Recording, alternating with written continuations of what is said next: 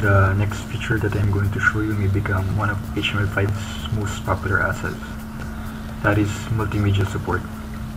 Actually, among the features that I have tested, this is my personal favorite.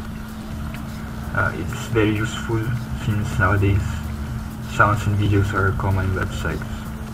Best of all, it only takes a single line of code to embed audio or video files. No need for third-party plugins like Flash players or applets. Supporting browsers have their own players. First, I'll show you how to embed an audio file. We'll use the Audio tab.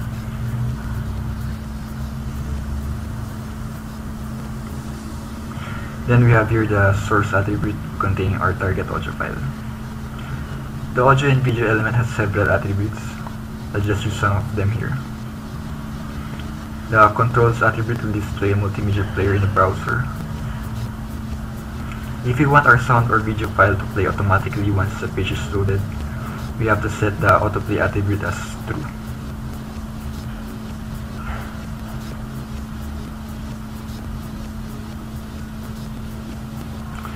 So let's open our file.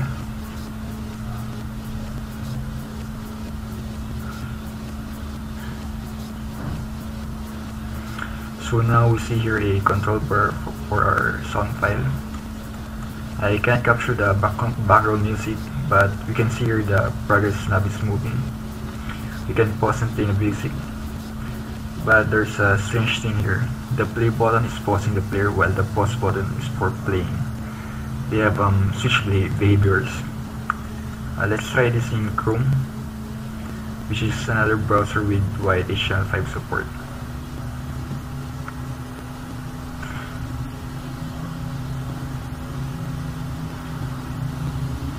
Okay, now their behavior is correct. Next, we'll try embedding a video file. The process is generally the same, only we'll be using the video tag.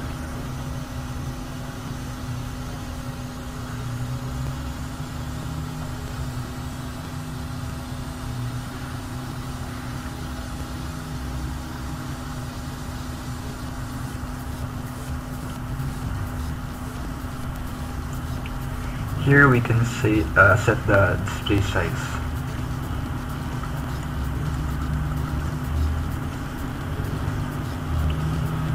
Then we'll also set the controls and autoplay attributes.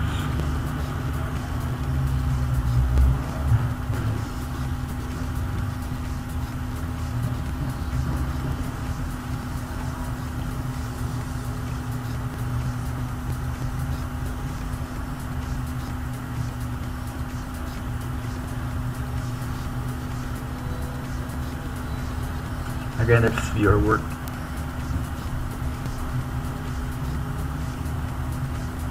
So we can see the video and hear the controls. So that was a very quick process for something that may seem complex.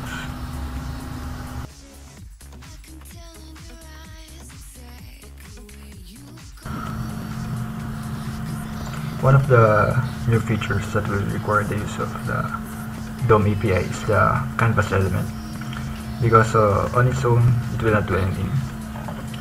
This acts similar to the canvas of many high-level programming languages, which defines an area where you can do graphics-related operations. So again, this is a feature that emulates something that is provided by third-party technologies. To start, I'll define here first a canvas element and set its dimensions.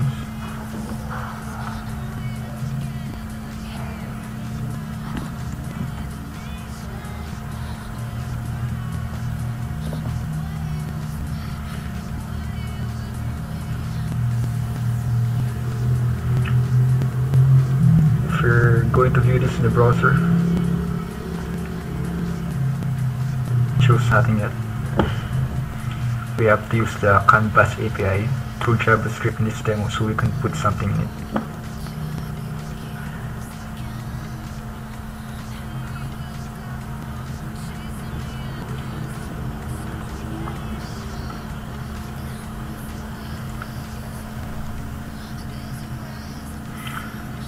So let's begin by extracting the canvas object, which is an addition to the document object model.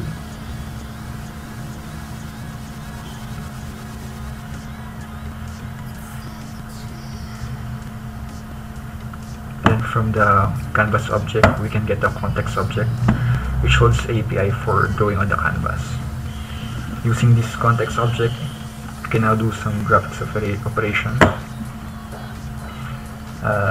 Let's fill first the background of the canvas. We'll set first the fill color.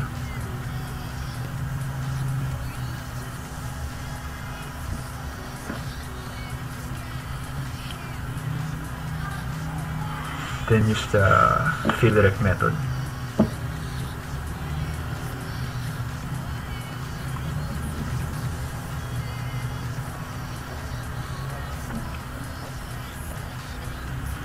So now we have the canvas with a background color. Then let's try putting some text in it. Let's define the font using the same scheme as that of CSS.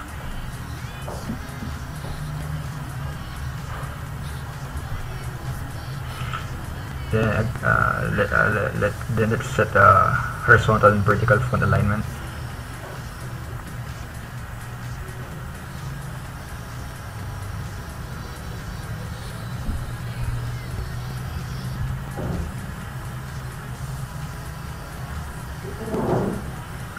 Again, we'll set the fill color.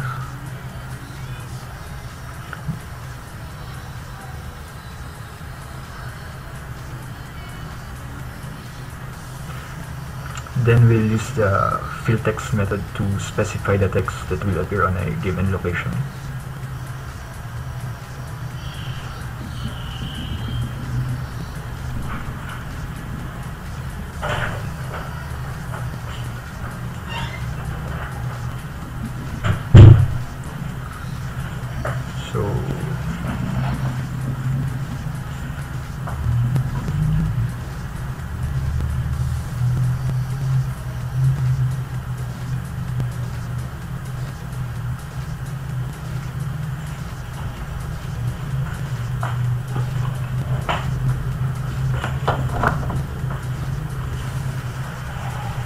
Let's view the result if it works.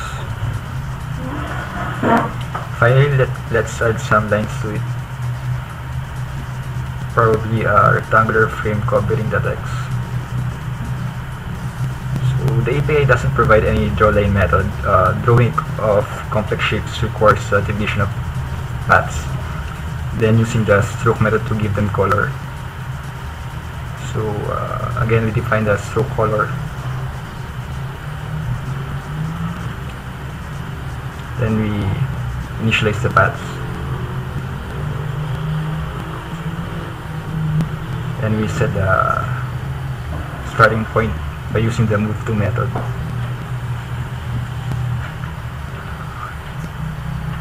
From there, we'll keep on adding paths using the line to method.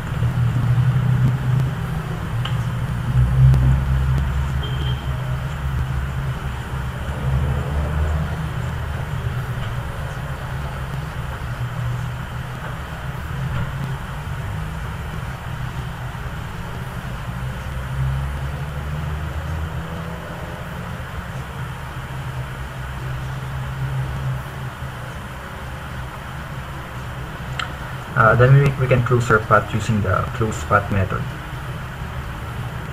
To make the lines visible, we'll call the stroke method.